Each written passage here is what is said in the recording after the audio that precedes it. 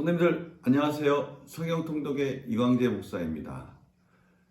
제가 주일날 오후에 간단하게 설교 시간을 통해서 우리가 성경통독에 대한 유익과 또 성경통독을 어떻게 해야 될까에 대해서 같이 나눴던 거 기억나시죠? 그 성경통독을 할 때 두 가지 성경을 읽는 방법에 대해서 말씀드렸습니다. 첫 번째는 줄거리를 따라서 읽는 거고요. 또 하나는 메시지를 따라서 읽는 거였죠. 이 두 가지를 통해서 우리는 하나님의 마음을 알아야 된다라고 말씀을 드렸습니다. 줄거리 따라 읽는 것은 우리 구약이나 신약을 보면 거의 한 7, 80%가 스토리로 되어 있기 때문에 내러티브라고 말하기도 합니다. 이 내러티브로 되어 있는 그 이야기를 따라서 읽어가면 우리가 쉽게 줄거리를 따라서 읽을 수 있을 거라고 생각합니다. 그러나 중요한 것은 그 줄거리 속에 흐르고 있는 이 메시지를 우리가 또 이해해야 된다는 것이죠. 그 메시지를 따라가는 것이 중요하다는 것을 말씀드린 것입니다. 이 메시지를 따라가는 그 관점을 제가 세 가지 관점을 말씀드렸는데요. 첫 번째는 이 종말론적 구속사의 관점, 또 하나는 하나님 나라의 관점, 그리고 마지막으로 거룩한 삶의 관점을 우리는 성경 속에서 그것을 알아야 된다라고 말씀을 드렸습니다. 이 종말론적 구속사의 관점과 하나님 나라의 관점, 거룩한 삶의 관점, 이 첫 번째 이 종말론적 구속사의 관점은 제가 말씀드렸죠. 창세기 1장, 2장과 새하늘과 새 땅을 말씀하시는 요한계시록 마지막 20장, 21장을 제외한 그 가운데에 흐르고 있는 이 죄에 대한 문제를 해결하시는 하나님의 방법, 하나님의 그러한 개입, 이런 것들을 우리는 읽어내야 된다라고 말씀을 드렸습니다. 이 창세기 3장부터 나오는 인류의 타락부터 시작하는 하나님의 구속사적 관점, 그것이 결국 예수 그리스도의 클라이막스를 이루시고요. 그리고 그것을 통해서 이제는 대단원에 온 인류가 구원할 때까지 나아가는 하나님의 구속의 관점을 저희들은 읽어내야 할 것입니다. 이러한 하나님의 구속의 관점은 특징이 있다면 일단 하나님이 역사에 개입하셨다는 것을 분명히 깨닫게 해주십니다. 또 그 하나님의 역사에 개입하신 그 하나님께서 그 목적을 가지고 역사를 인도하고 계시다라는 것을 우리는 또 이해할 수 있습니다.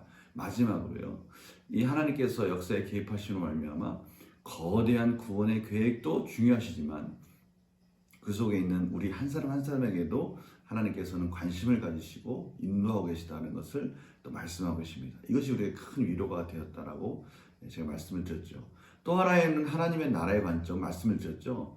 에덴 동산에서의 하나님 나라가 온전히 이루어진 그 하나님 나라가 이제는 타락으로 인해서 하나님과의 관계가 깨지고 인간과의 관계가 깨지고 이 세상과의 관계가 깨짐으로 말미암아 그 세상이 혼탁하게 되고 어지러워진 이 세상 속을 하나님의 질서로 하나님의 나라로 다시 완성해가는 그런 커다란 그림들을 하나님께서 완성해 가고 계시다라는 이 하나님 나라의 관점 또한 중요하다고 할 수 있습니다. 아브라함 때 하나님은 아브라함을 통해서 그 하나님 나라를 시작하셨는데요. 그 이스라엘을 통해서 시작하신 하나님 나라의 모형은 다윗에 의해서 조금 더 구체적으로 확정이 되기 시작하면서 그 하나님 나라의 모형이 결국은 예수 그리스도가 오심으로 그 모형이 성취가 되는 것을 보여주신다라는 것입니다. 그리고 최종적인 하나님 나라의 완성은 새하늘과 새 땅을 통해서 이루신다라는 것을 성경은 말씀하고 계십니다. 그러한 하나님 나라를 이루어 가신 과정에서 하나님께서는 특별히 하나님 나라를 이루어가는 그 나라의 하나님의 백성들의 삶을 특별히 관심을 가지시는데요. 그 삶은 이 경건한 삶을 말하는 것이죠. 그래서 하나님은 이 세세 족속을 통해서 이 경건한 계열을 완성해 가시는 것을 또한 저희들은 성경을 통해 깨달을 수가 있습니다. 그 인물들이 나올 때마다 하나님께서는 특별히 경건한 자들을 통해서 그 하나님 나라를 또 구속의 과정들을 이루어 가신 것을 저희들 또 확인하게 될 것입니다. 이 종말론적 구속사의 과정, 하나님 나라의 관점, 또 거룩한 삶에 이런 이끌어 가시는 이 모든 것들은 결국 인간이 할 수 없기에 하나님께서 하신다, 하나님께서 이루어 가신다라는 면에 있어서 우리 그것을 신위라고 말하기도 합니다. 인간의 관점은 인이라고 하는데요. 인간이 하는 것들, 이것은 자기 중심성이 있는 교만한 마음을 말하는 것이죠. 하나님은 그러한 것들이 얼마나 실패하고 있는지를 성경에서 구체적으로 보여주시면서 그럼에도 불구하고 하나님께서 역사에 개입하셔서 어떻게 하나님 나라를 이루가신지를 보여주고 계십니다. 이것은 이 하나님 나라의 이 완성이 가는 모습들을 성경에서 보여주시는 것은 결국 지금도 우리가 살고 있는 이 세상에서, 아니 나의 삶 속에서도 여전히 이 세 가지의 관점들이 흐르고 있다는 것을 말씀하고 계시는 것이죠.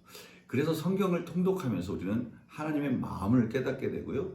그 속에서 우리는 하나님이 나에게 향한 그 뜻을, 하나님의 사랑의 마음을 이해하게 되면서 은혜 가운데 승리하는 삶으로 이어질 수 있는 것이죠.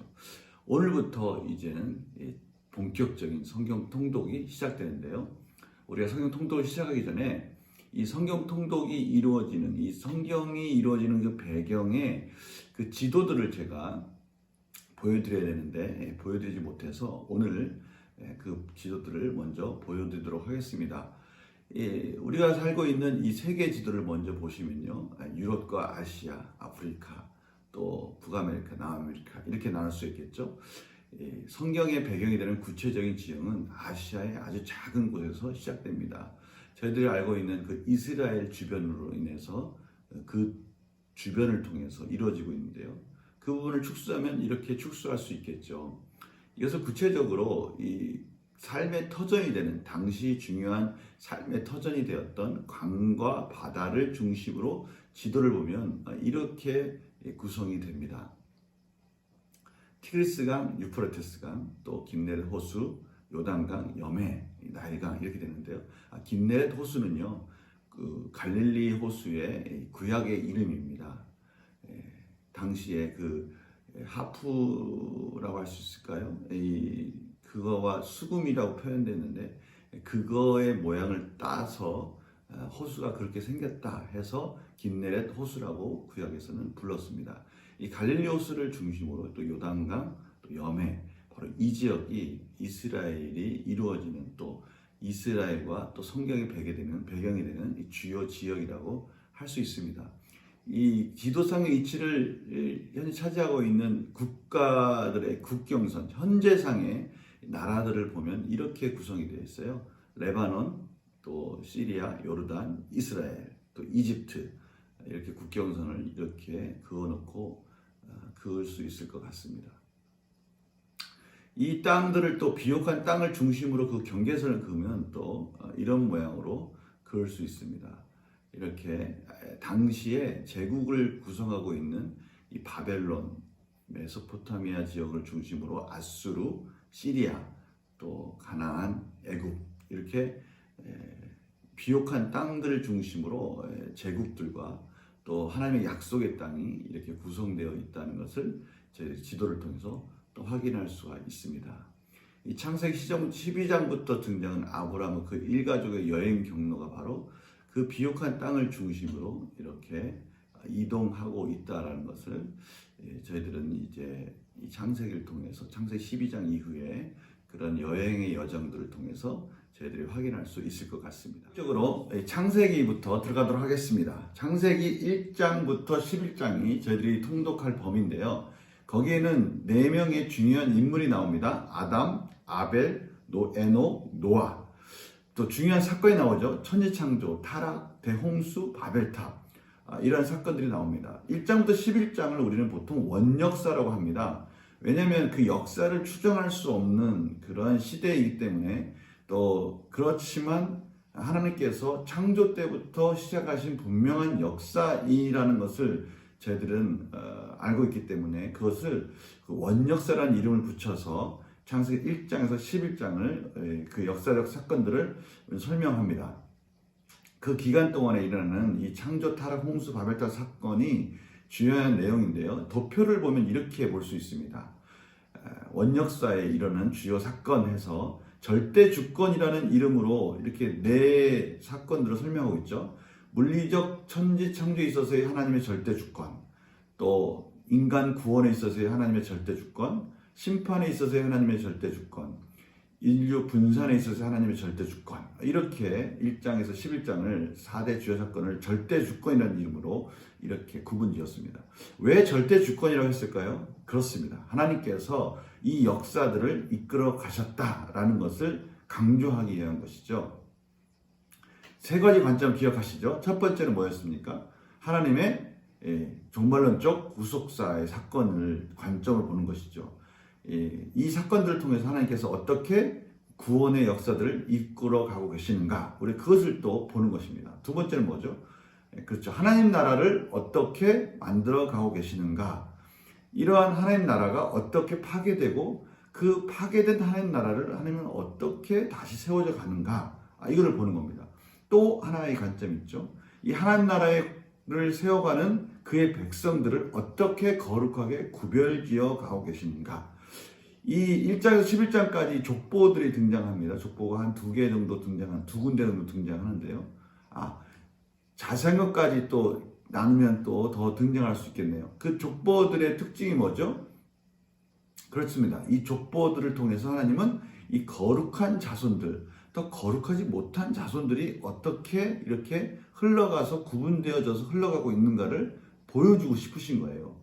족보가 나오면 좀 따분할 수 있잖아요. 그런데 이 족보를 통해서 하나님은 하나님이 세우신 그 거룩한 사람이 어떻게 그 족보 속에서 이어져 가고, 하나님의 백성이 하나님의 거룩하지 않은 백성들은 또 어떻게 이어져 가는가를 이 족보를 통해서 확인해 주시는 것이니까, 우리가 그 족보를 그런 관점에서 읽으면 참 재미있고 흥미롭게 읽을 수가 있습니다. 그럼 첫 번째 1장에 나오는 이 창조의 과정들을 저희가 한번 볼까요? 창조의 과정은요, 크게 이 두 구분을 지을 수 있을 것 같아요. 첫 번째, 이 폼, 1장에서 3장까지는 그 창조의 형태들, 이 창조의 내용들이 채워질 그 형태들을 만드는 과정이라고 할 수 있습니다. 첫째 날, 둘째 날, 셋째 과정, 셋째 날까지 빛과 어둠을 나누시고 하늘을 만드시고 땅을 바다와 나누시면서 그 형태들을 하나님께서 만들어신 과정을 볼 수가 있고요. 셋째 날부터 여섯째 날까지는 그 형태들 속에서 채워가시는 또 하나님의 모습을 볼 수가 있어요. 하늘의 해와 달 별들을 채우시고요. 또 다섯째 날에는 그 새 물고기들을 또 채우시고, 여섯째 날에는 동물들과 드디어 사람을 창조하시는 과정을 저희들이 보게 됩니다. 그리고 일곱째 날에 하나님께서는 안식하시죠. 안식하셨다는 말은 무슨 뜻이죠? 충만하게 하나님께서 모든 것을 채우셨다. 이젠 더 이상 창조하실 필요가 없이 완전하게 모든 것을 완벽하게 가득 풍성하게 채우셨다라는 의미를 가지고 있습니다. 하나님은 일곱째 날을 거룩하게 구별하시면서 그날은 하나님께서 안식하시는 날로 정하시는 것을 저희들이 보게 됩니다. 이 천지창조 1장에서 하나님께서는 우리에게 모든 것을 다 주셨다는 것을 알 수가 있어요. 모든 것들을 창조하시고 나서 그들에게 복을 주시고요. 특별히 인간에게는 생육하고 번성하고 땅이 충만하며 그들을 다스리는 복을 허락해 주셨어요. 하나님의 형상을 따라서 창조한 인간에게 하나님께서 그 만물을 다스리는 대리자로서 세우셨다는 것을 알 수 있습니다. 그리고 나서 하나님께서 참 보시기에 좋았더라 라고 말씀을 하십니다. 성도님들 기억하시죠? 토부, 보시기에 좋았더라 라고 하시면서 그 창조의 그 모든 일들이 완벽하게 완성되었다는 것을 하나님은 확인시켜 주십니다. 2장에 가서 그 구체적인 인간의 창조의 모습을 그려주시죠.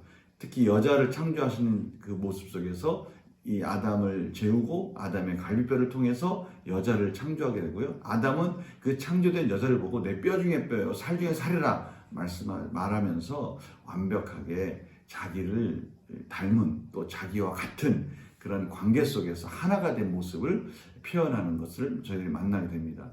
이 2장의 핵심은 뭘까요? 그렇습니다. 완벽한 에덴 동산에 하나님 나라가 완성된 모습을 보면서 하모니가 이루어지고 있고요. 그 속에서 질서가 세워지고 있고요.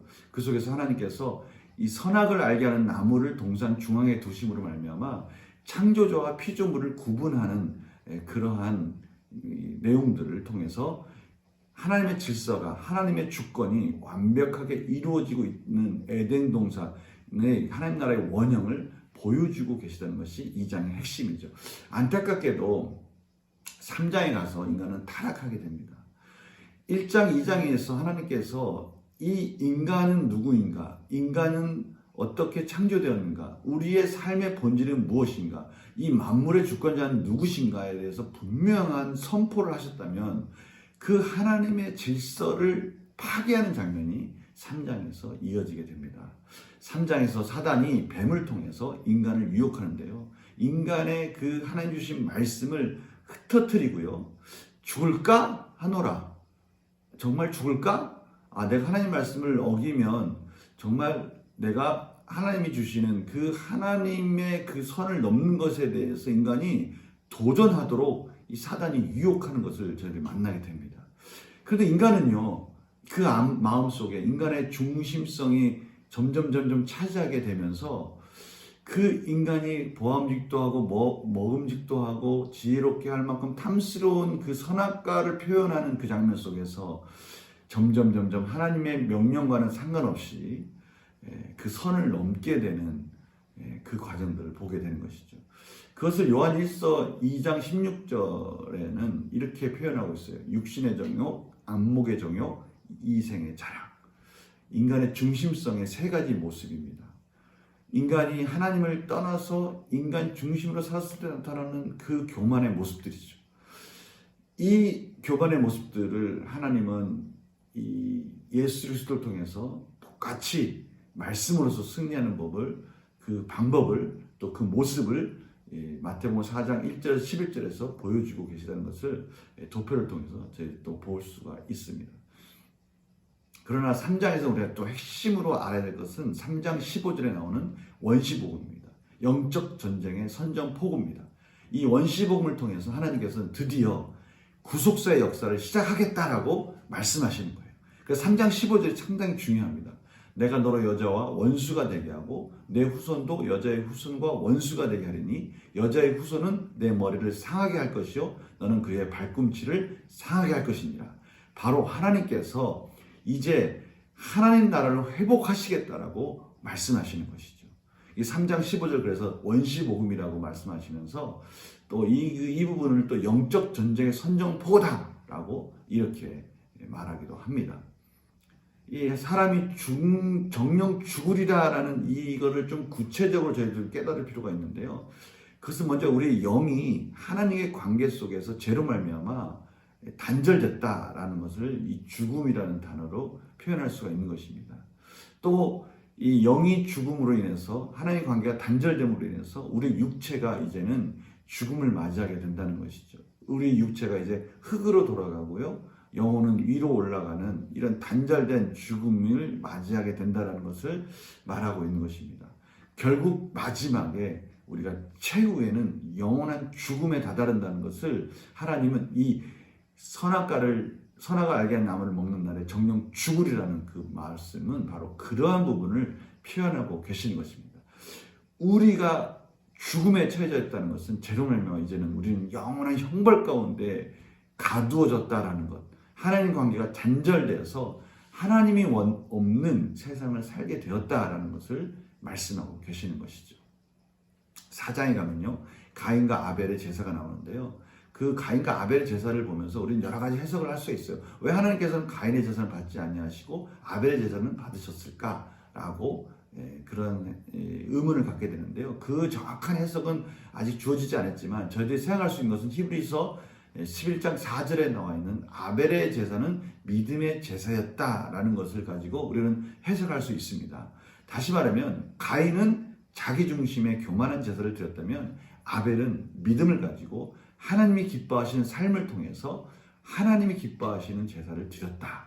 그래서 이 히브리서 11장 6절에 보면 믿음이 없이는 하나님을 기쁘시게 할 수 없다라는 부분을 통해서 아벨이 드린 제사는 하나님이 기뻐하시는 믿음의 제사, 삶과 자기의 중심이 하나님께로 드려지는 그런 제사를 드렸기 때문에 하나님께서는 아벨 제사를 받으셨구나라는 것을 깨달을 수 있어요. 그래서 어떻게 확인합니까? 가인이 그 아벨의 제사를 받는 하나님의 모습을 보면서 아벨을 죽이는 장면이 나옵니다. 바로 그것을 통해서 가인이 얼마나 자기 욕심의 제사를 드렸는지를 저희들이 알 수 있는 것이죠. 그러나 하나님께서는 그 죽은 아벨을 통해서 그냥 그 역사의 사건들이 멈춰지는 것이 아니라 하나님께서는 이게 아벨이 죽은 후에 셋을 허락하시는 장면이 4장 25절에 이어집니다. 셋을 통해서 하나님은 거룩한 하나님의 백성의 계열을 이어져 가고 계시다는 것을 또 여전히 보여주고 계시는 것이죠. 그래서 5장에 이 셋의 계열을 통해서 노아가 나옴을 보게 됩니다. 바로 이게 족보의 흥미로운 부분이에요. 그 셋의 계열을 통해서 하나님 그 거룩한 계보를 여전히 이어가고 계시다라는 것을 5장을 통해서 그 족보에 쭉쭉쭉 나오면서 그것을 확인하게 되는 것이죠. 그러한 족보를 통해서 노아가 나오게 되는 배경이 바로 6장에서 10장까지 이어지는 그 홍수를 통한 심판에서 확인되어집니다. 그 노아의 가정이 의롭다, 노아의 가정이 의롭다, 노아의 가정만이 의롭다라는 것을 통해서 하나님은 모든 인간이 얼마나 악하다는 것을 하나님께서는 표현하고 계시는 것이죠. 인간의 그 자기 중심성, 하나님 없는 그 교만이 극에 달했다는 것을 보여주는 것이죠. 그러나 우리가 잊지 말아야 될 두 가지 관점이 있죠. 그러나 하나님 여전히 구속사의 관점을 이어가고 계시다는 것입니다. 그 구속사의 관점을 이어가고 계시면서 여전히 하나님은 하나님 나라를 만들어 가시는 것을 멈추지 않았다는 것을 노아를 통해서 확인시켜 주십니다.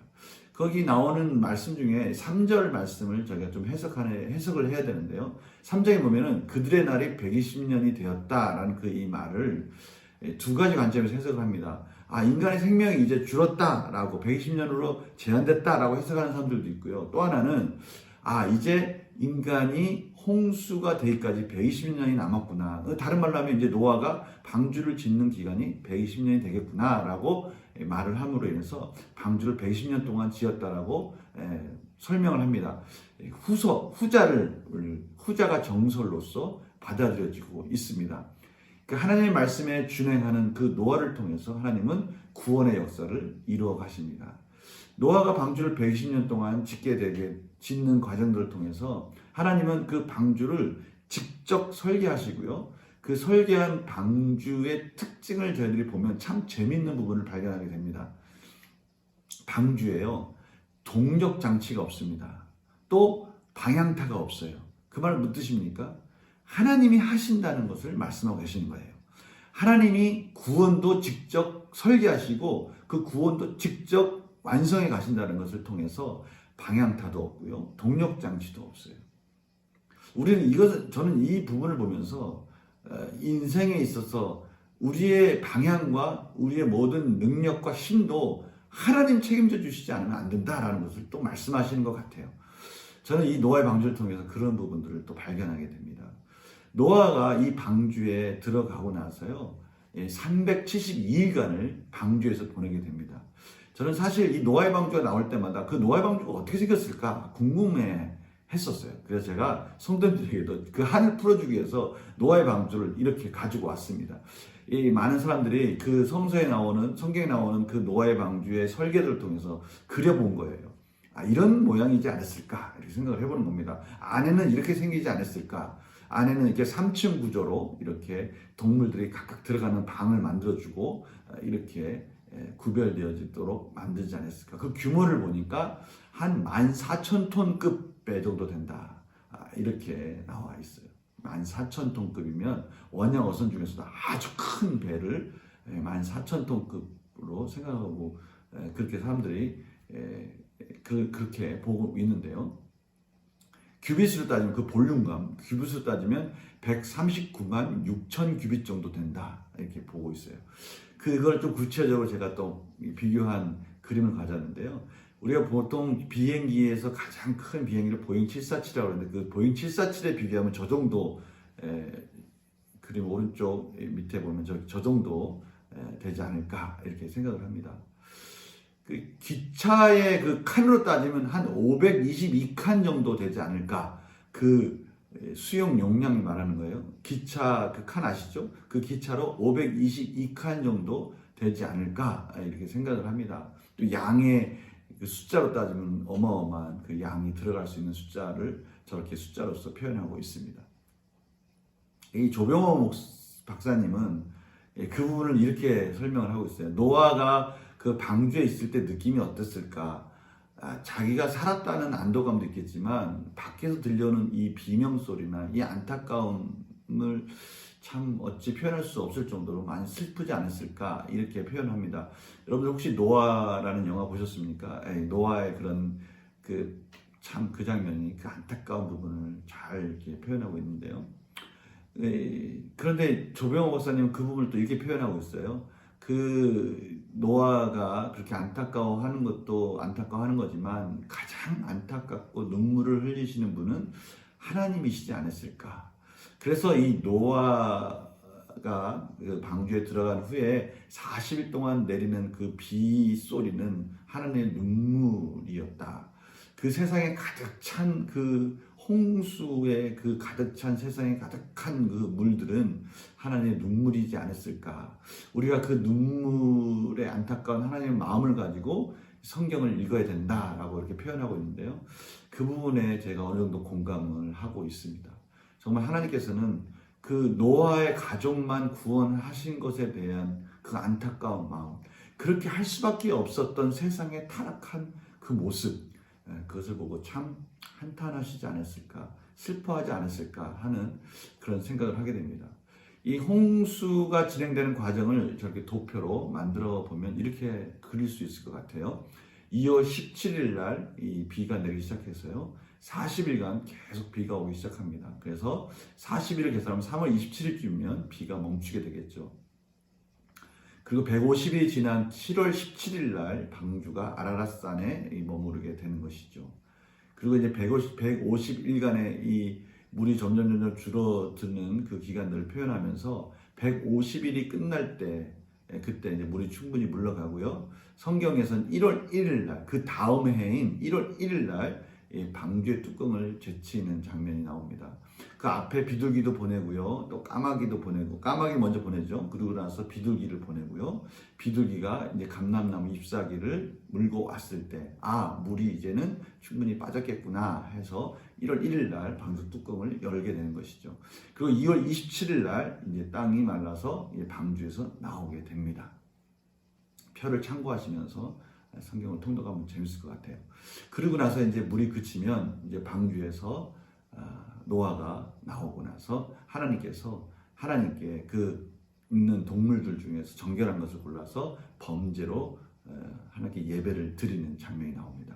그때 하나님께서 다시 한번 생육하고 번성하여 땅에 충만하라 라고 복을 내려주시죠. 이러한 복이 성취되는 것이 10장입니다. 10장에 가면 이제 족보로서 그 약속이 어떻게 성취되는가를 보게 되는 것이죠. 참 족보가 나올 때 따분하게만 생각할 수 있었잖아요. 그러나 보면 이렇게 이어지는 겁니다. 하나님의 그 거룩한 계열이 어떻게 흘러가고 있는가, 또 하나님이 약속하신 성취가 이렇게 이루어지는구나, 이렇게 저희들이 확인하게 되는 것이죠. 이 지도를 보면 이렇게 노아의 후손들이 이렇게 각 민족들로 흩어지는 모습들을 지도를 통해서 확인할 수가 있게 되는 것입니다. 그리고 나서 흩어져서 번성하라고 한 그 하나님의 명령이 또 11장에 가면 여전히 또 그것을 어기는 인간의 모습을 저희들이 만나게 됩니다. 11장에 그 바벨탑 사건, 유명한 그 바벨탑 사건이 나오는데요. 그 바벨탑 사건을 통해서 인간들이 또 하나님께 대항하고 하나님을 또 하나님의 명령에 불순종하면서 자기들의 그 이름을 내고 또 하나님 원하시지 않는 흩어져야 될 그들이 모여서 살려고 하는 그런 안타까운 장면을 우리 바벨탑 사건을 통해서 만나게 됩니다. 하나님께서 거기서 주권적으로 또 흩으시는 역사, 언어를 분리시키시고 흩으시는 역사가 나타나게 되는 것이죠. 그러나 11장 10절에서 32절에 가면 또 하나님께서 그 흩어가는 그들을 하나님께서 또 어떻게 세워가시는지가 이어지게 됩니다. 계속해서 하나님은 죄를 짓는 인간, 그런 죄를 짓는 인간을 다시 세우시는 하나님의 모습, 그 구속사의 사건, 또 구속사의 사건 속에서 하나님 나라를 다시 세워가는 모습, 그 다시 세워갈 때 그 거룩한 백성을 다시 이어가게 하시는 모습, 이것들을 우리는 성경 통독을 통해서 확인하게 되는 겁니다. 그 사건을 통해서 하나님은 아브라함의 족보를 보여주신 것이죠. 아브라함이 어떻게 해서 그 계보를 통해서 하나님의 거룩한 계보를 통해서 이어지는지, 다시 말하면 노아의 가족 중에, 노아의 아들 중에 이 셈의 계보, 거룩한 계보를 또 이어가면서 어떻게 아브라함까지 이어지는지를 우리는 또 창세기 11장에서 만나게 되는 것입니다. 우리가 바쁘게 지금 왔습니다. 1장부터 천지창조서부터 중요한 사건들 또 내용들을 바쁘게 지금 쭉 왔는데요. 잘 따라오고 계시죠? 우리가 첫째 날 1장부터 11장 읽으면서 또 하나님의 마음을 저희들이 경험했으면 합니다. 하나님께서 얼마나 그 하나님의 나라를, 하나님의 완벽한 나라를 창조하고 싶으셨고, 그 완벽한 나라를 통해서 하나님의 거룩한 백성들이 행복하게 되기를 원하시는지 그 마음을 저희들이 알게 되는 것이죠. 그러나 여전히 인간은 그것을 떠나려 하고 하나님의 말씀에 불순종하려고 하는 모습들을 또 보게 되는 거예요. 그러나 하나님은 포기하지 아니하시고 그들을 또 구원하시고 구속하시고 또 거룩한 계보를 통해서 그것을 어떻게 완성해 가시는지를 우리는 창세기 1장에서 11장까지 그 원역사 사건 속에서도 우리는 발견할 수 있는 것입니다. 이제 12장으로 가게 되면요, 이제 구체적인 그 아브라함을 부르시는 사건 속에서 한 이스라엘이라는 나라를 또 어떻게 만들어 가시는지를 보게 되는 것이죠. 여전히 우리는 타락하고 죄 많은 이 세상 속에서 하나님의 말씀에 불순종하게 되지만, 그럼에도 불구하고 우리를 이끌어 가시는 하나님을 만나게 되는 것입니다. 우리는 이런 것을 통해서, 이 성경 통역을 통해서 우리 삶 속에서도 여전히 역사하시는 하나님이 여전히 살아계셔서 우리를 연약함 속에서도 구속해 가시는 것들을 또 확인하게 되는 것이죠. 성도님들, 성경 통독을 통해서 이러한 역사가 살아 움직이는 것들을 말씀을 통해서 확인하는 놀라운 일들이 벌어지기를 간절히 축원합니다. 이제 목요일날 다시 보겠네요. 우리 목요일날 성경 통독 영상을 통해서 같이 만날 텐데요. 제가 부탁드리고 싶은 것은요, 성경 통독을 1장부터 11장까지 쭉 읽으시고요. 또 중요한 것은요, 이런 숲을 보는 성경 통독도 중요하지만 또 말씀 묵상의 영상도 있지 않습니까? 말씀 묵상을 또 하는 것도 있지 않았으면 좋겠어요. 이 두 가지 트랙이 같이 돌아가면 정말 완벽한 우리의 이 말씀 생활이 될 수 있을 것 같아요. 이 말씀 묵상과 성경 통독을 같이 이어가면서 하나님이 주신 놀라운 말씀의 능력들을 경험하는 우리 성도님들이 되시기를 간절히 소망합니다. 우리 말씀 묵상 영상을 통해서, 성경 통독 영상을 통해서 계속 만나뵙겠습니다. 안녕히 계세요.